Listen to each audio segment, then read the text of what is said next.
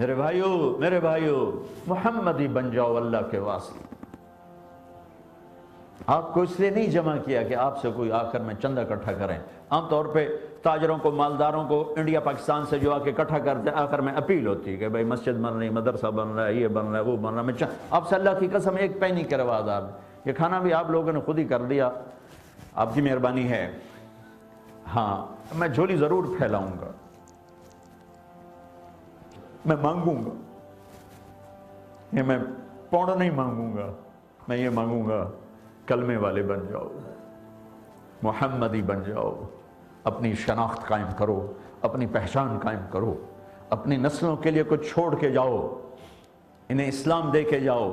آپ اس دیس میں ہو، اگر آپ نے اولادوں کو ٹائم نہ دیا تو یہ ضائع ہو جائیں گے، ان کو پتہ ہی نہیں ہوگا کہ ہم کون ہیں، ان کو پتہ ہی نہیں ہوگا کہ اسلام کیا چیز ہے۔ میرے نبی کی پاکیزہ زندگی، اللہ کی قسم، اے ہائے، میں ایک چھوٹا سا حقیر سا طالب علم، میں کیسے بیان کروں؟ میری اوقات کیا ہے، میری حیثیت کیا ہے، گندی زبان ہے، میں کیا بیان کروں؟ کعب بن زہیر رضی اللہ تعالیٰ عنہ نے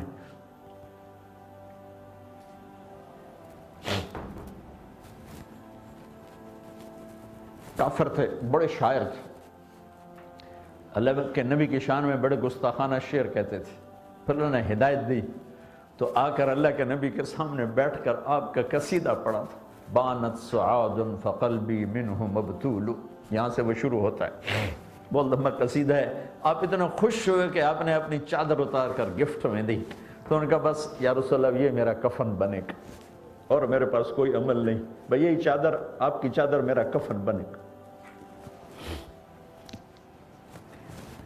اللہ رسول سے تعلق سیکھو۔ سبسکرائب بٹن پر کلک کریں اور گھنٹی کے نشان کو دبائیں تاکہ ہر ویڈیو آپ کو ٹائم پہ مل سکے۔